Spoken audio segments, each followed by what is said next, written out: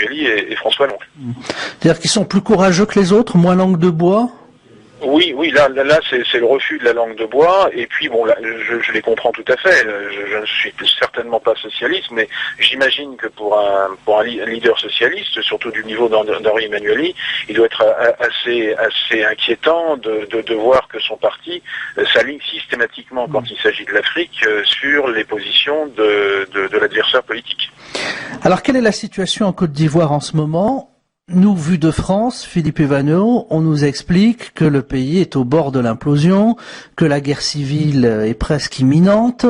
C'est ce que nous disent les médias français. Alors, chez vous?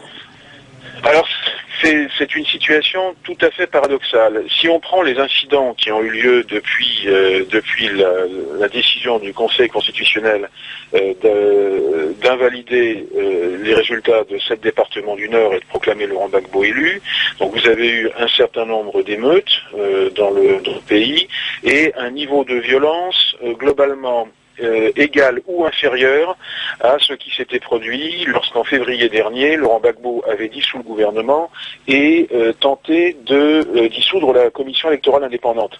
Les citoyens se fichaient éperdument du gouvernement, personne n'était descendu dans la rue pour défendre ce gouvernement imposé par l'étranger, mais par contre, il y a eu des émeutes assez violentes, y compris des affrontements armés entre forces de l'ordre et manifestants, notamment dans le fief électoral, le fief natal de Laurent Gbagbo à Gagnoa, et il y avait eu probablement 30-40 morts à l'occasion de ces manifestations. Cette fois-ci, le nombre de morts est assez incertain, quelque part entre 10 et 40, semble-t-il au plus équivalent à ce qu'il était en février. Donc si vous voulez, on a un niveau de violence qui n'est pas très important.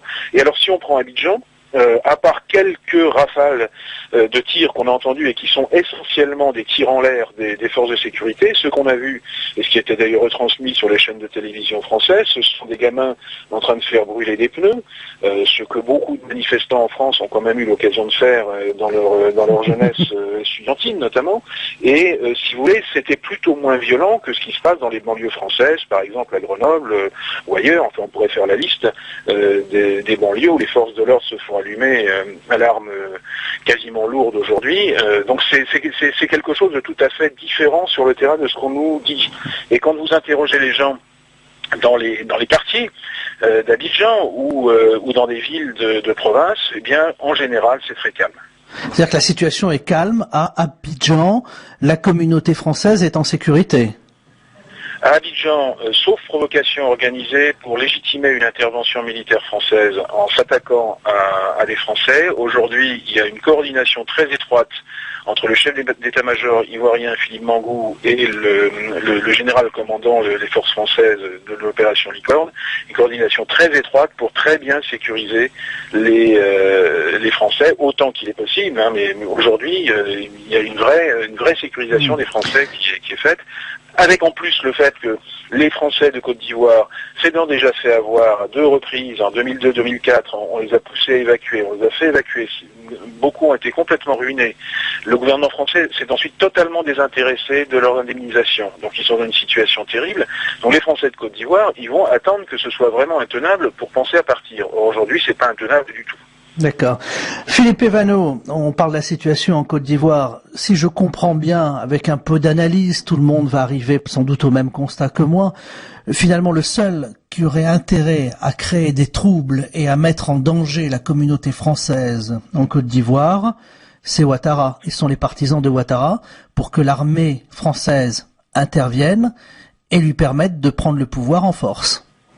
Alors ça, c'est un peu, d'ailleurs, ça fait partie de rumeurs qui ont couru, notamment concernant un collaborateur d'Alassane Ouattara, qui est un président d'une société importante, la Damadik Togo, et qui organisait pour Alassane Ouattara pendant la rébellion de 2002 à 2007 le commerce du cacao via le Burkina et le Togo. Damadik Togo, selon la rumeur, aurait été chargé de recruter des gros bras chargés d'insécuriser les Français, mais comme la rumeur a été dénoncée, y compris par voie télévisée, par le porte-parole de l'armée ivoirienne, il semble que ça devienne extrêmement difficile de monter ce type d'opération à partir du moment où c'était vanté. Si tant est que ce soit allé au-delà de discussions au sein de l'état-major de Ouattara.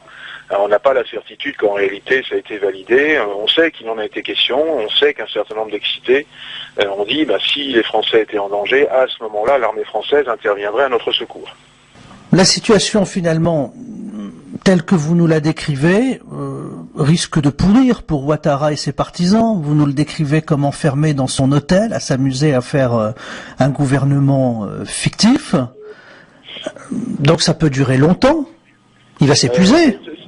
Il y a plusieurs niveaux. D'une part, vous avez une réunion du Conseil de sécurité le 2 décembre dernier qui devait prendre une résolution de condamnation de Laurent Gbagbo et suite à l'annulation des résultats de la CEI. La Russie s'est opposée à ce qu'une décision soit prise. Il devait y avoir une nouvelle réunion du Conseil de sécurité hier, elle n'a pas eu lieu, d'autant que, contrairement à ce qui était dit dans tous les médias, la présence diplomatique étrangère à l'investiture de Laurent Gbagbo n'était pas négligeable. On a parlé que du Liban et de l'Angola. C'est vrai, le Liban et l'Angola étaient là, mais il y avait aussi, en l'absence d'ambassadeur actuellement, le chargé d'affaires russe, il y avait aussi l'ambassadeur du Mexique, il y avait aussi l'ambassadeur du Brésil, il y avait l'ambassadeur d'Afrique du Sud, mais là c'était pour mieux préparer l'arrivée de Thabo Mbeki comme médiateur, plus un certain nombre de conseillers de différentes ambassades africaines ou autres. Alors ce qui est important en fait dans cette présence d'ambassadeurs étrangers à l'investiture de Laurent Gbagbo, c'est que vous aviez donc 2 membres permanents, et j'ai oublié l'ambassadeur de Chine, justement, vous aviez 2 membres permanents du Conseil de sécurité, la Russie et la Chine, disposant d'un droit de veto, qui étaient présents à l'investiture de Gbagbo, et 2 membres non permanents, qui sont le Mexique et le Brésil, qui étaient aussi présents. Donc là, c'est quelque chose qui peut indiquer un blocage au niveau du Conseil de sécurité. Et s'il y a blocage au niveau du Conseil de sécurité, eh bien à ce moment-là, la position d'Alassane Ouattara va s'effriter très vite. Très clairement aussi, ce que l'on comprend à travers tout ce que vous venez de nous expliquer, et en 1000 fois merci, parce que ça on l'a entendu nulle part ailleurs, Philippe Evano, c'est que le monde est vraiment partagé et que ce qu'on appelle les BRIC, en mode économique, eux ils sont plutôt pro-Gbagbo. Actuellement oui. Oui, on peut dire, la position de l'Inde, ils n'ont pas vraiment de position politique, même s'ils ont une petite présence, même un peu plus que petite d'ailleurs, en Côte d'Ivoire. Mais disons que le Brésil, la Russie et la Chine, très clairement, sont favorables à la Côte d'Ivoire, d'autant que Laurent Gbagbo disposant d'un soutien fort de la part de l'Angola, ça consolide sa relation avec ces 3 pays. Donc l'Angola est vraiment le point d'entrée à la fois du Brésil, de la Chine et de la Russie sur le continent africain. Donc derrière tout cela, Philippe Evano, est-ce qu'on peut dire aux auditeurs que l'analyse peut être la suivante: méfiez-vous de tout ce qui est présenté par les médias, parce que derrière cette présentation médiatique et les raccourcis qui sont effectués en nous disant Laurent Gbagbo, le méchant qui a truqué les élections, qui ne reconnaît pas le résultat des élections, qui s'enferme pour garder le pouvoir, derrière cette présentation simpliste, il y a en réalité une guerre médiatique, une guerre intellectuelle, une guerre économique aussi, pour avoir une position forte sur cette partie d'Afrique, notamment en Côte d'Ivoire, et méfiez-vous de ce qui peut être dit parce qu'on est parfois manipulé, y compris par les Américains. Tout à fait. Et puis il faut penser à une chose, c'est que ça survient donc 2 ans après la crise financière, en pleine crise bancaire, que c'est la survie même de l'empire américain qui est en jeu aujourd'hui, qu'il y a une possibilité dont je n'aurais même pas imaginé l'hypothèse il y a quelques années. Il y a une possibilité que nous assistions à la disparition de l'empire américain et qu'évidemment il faut analyser tous les événements internationaux qui vont se produire d'un point de vue géopolitique et en fonction de ce risque de disparition de l'empire américain qui est quelque chose de sérieux aujourd'hui, auquel on peut lier d'ailleurs la reconnaissance par un certain nombre de pays non négligeables, comme le Brésil ou l'Argentine, de la Palestine. Je crois que les 2 questions sont liées et que ce sont des signes, comme on dit, là c'est plus que des signaux faibles, ce sont des signes d'un délitement d'un mode de fonctionnement du monde qu'on a tenté de nous imposer après la chute du mur de Berlin et qui finalement n'aura duré que 20 ans. Et aujourd'hui, on est en train de voir se dessiner un monde nouveau qui ne sera plus du tout le monde WASP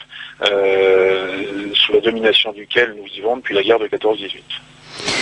Dernière question, vous avez connu Jacques Foccart, Philippe Evano. Jacques Foccart n'est pas là, n'est plus là, et donc on ne peut pas dire ce qu'il ferait, mais vous l'avez quand même bien connu.